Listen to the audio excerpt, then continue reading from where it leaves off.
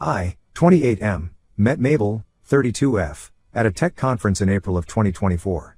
I was working at the marketing booth for my company while she was one of the speakers presenting about software development trends.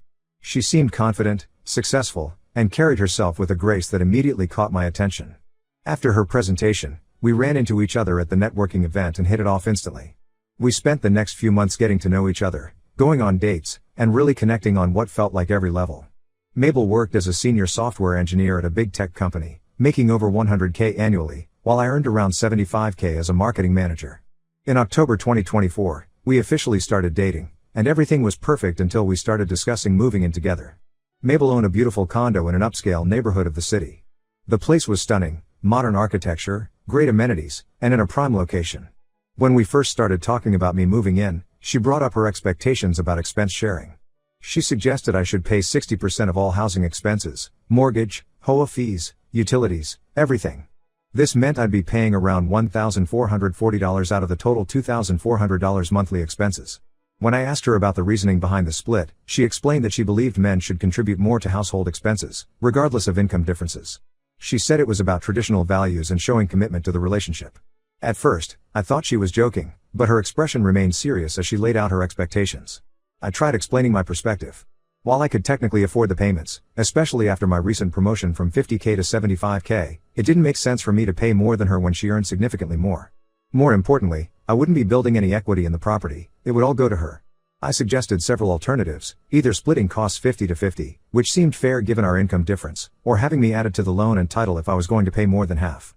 I even proposed a compromise where we'd split things 50-50, but I'd put the extra 10% she wanted, about $240 monthly, into a joint savings account for our future home together. I made it clear that if we broke up, I'd want to take that saved money with me since it was essentially my extra contribution. Mabel dismissed all my suggestions without really considering them.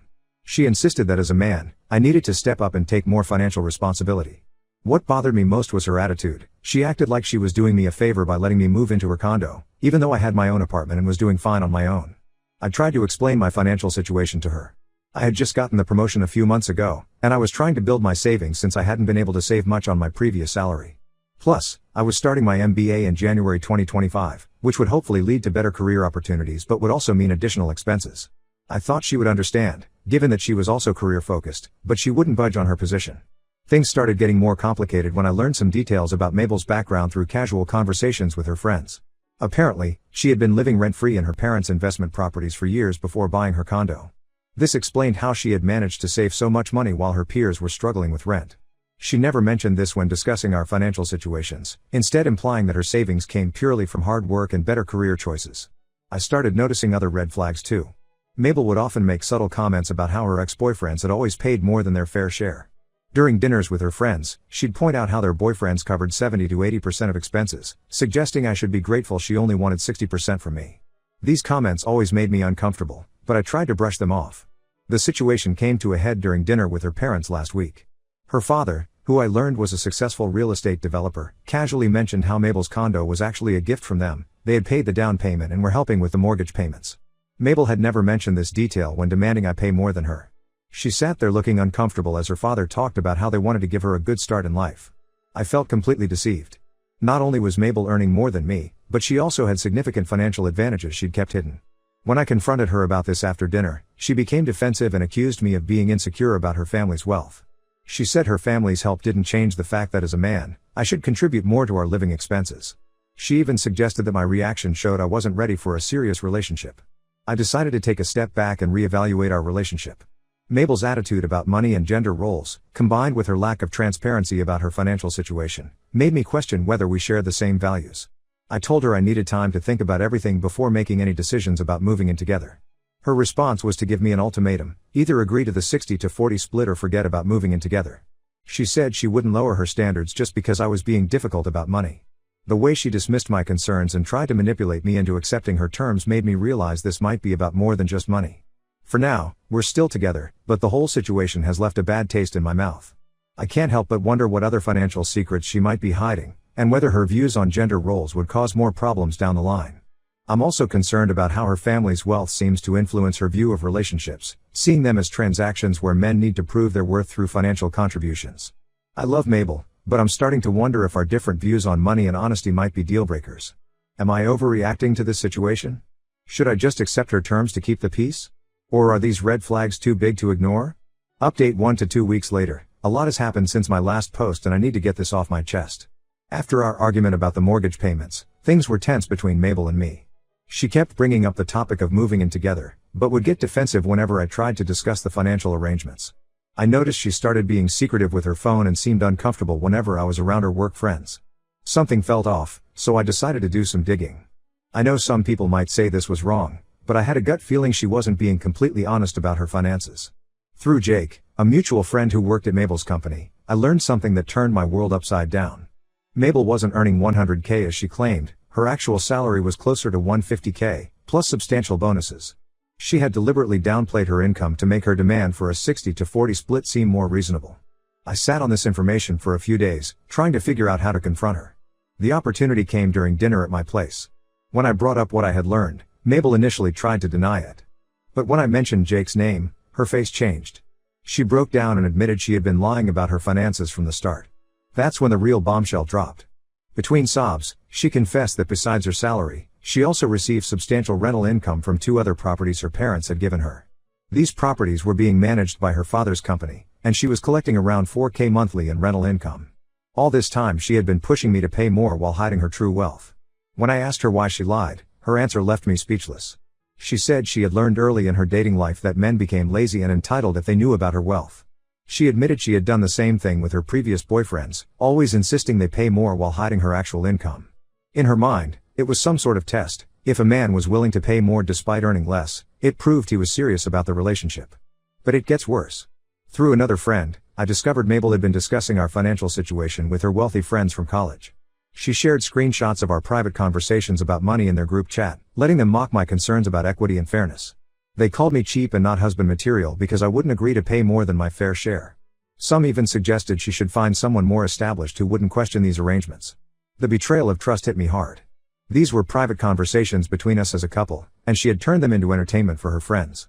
When I confronted her about this, instead of apologizing, she doubled down. She argued that her friends were right, a real man wouldn't care about these details and would be happy to provide for his partner regardless of the circumstances. She even said her friends' boyfriends were real men who never questioned paying more. The final blow came yesterday. I was meeting Jake for drinks, and he revealed something that made my blood run cold. Mabel had been in regular contact with her ex-boyfriend, Michael, complaining about how I wasn't as generous as he had been. Apparently, she had met him for lunch several times over the past few weeks, supposedly to get advice about our situation. Jake had seen them together at a restaurant near their office, looking quite cozy. When I asked Mabel about these meetings, she tried to play it off as innocent catch-ups with an old friend. But why hadn't she mentioned these meetings before? Why did she specifically seek advice from an ex about our financial disputes? The more I questioned, the more defensive she became. I'm now sitting here, writing this update, feeling completely lost. The woman I thought I knew seems like a stranger.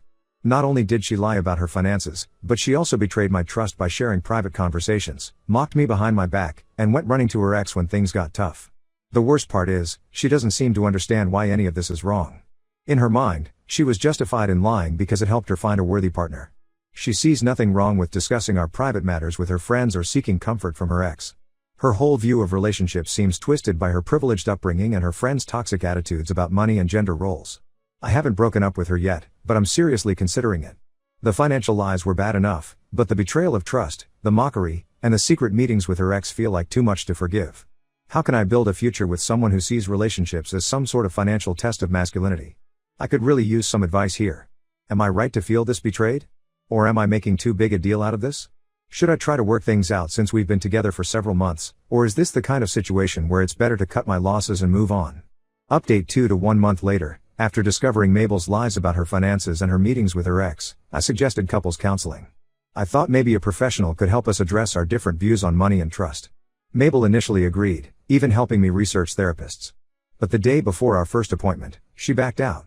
She claimed she had discussed it with her mother, who told her that seeking outside help would make us look weak as a couple. Mabel said she didn't need someone else telling her how to handle her relationships.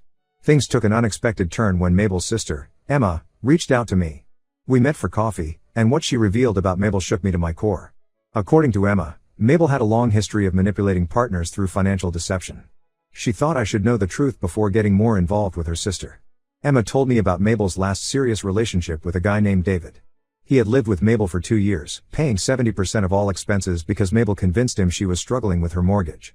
The whole time, Mabel was actually saving the extra money in a secret account. When David eventually discovered bank statements showing Mabel's true financial situation, their relationship imploded. Mabel had managed to save nearly $50,000 from David's extra contributions while making him feel guilty for occasionally being late with his share of the bills. The conversation with Emma also revealed disturbing details about their family dynamics. Their parents had raised both girls with some twisted views on relationships. Their father openly bragged about how he tested their mother's love by pretending to be less wealthy than he was when they were dating. Their mother taught them that a man's worth was directly tied to how much he was willing to spend on his partner. They saw relationships as transactional, with men expected to prove their value through financial contributions.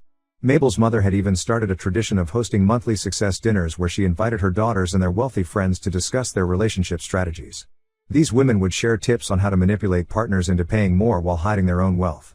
Emma had stopped attending these dinners years ago, disgusted by the manipulation tactics being celebrated. When I confronted Mabel about everything Emma had told me, she didn't deny anything. Instead, she tried to turn it around on me, suggesting that my unwillingness to pay more indicated I wasn't serious about our future together. She said her mother was right, I clearly didn't value her enough if I was questioning these traditional arrangements. The final conversation happened when Mabel mentioned that Michael, her ex, was interested in reconciling. She said he had reached out after their lunch meetings, expressing regret about their breakup. According to her, he wouldn't have these petty concerns about money and would be happy to contribute whatever she asked. It felt like she was trying to make me jealous or pressure me into accepting her terms. I realized then that Mabel wasn't just lying about money, she had a fundamentally different view of what relationships should be. To her, love was measured in dollar signs, and partners were valued based on their willingness to pay more than their fair share. The worst part was that she saw nothing wrong with this mindset. In her world, shaped by her wealthy family and enabling friends, this was just how relationships worked.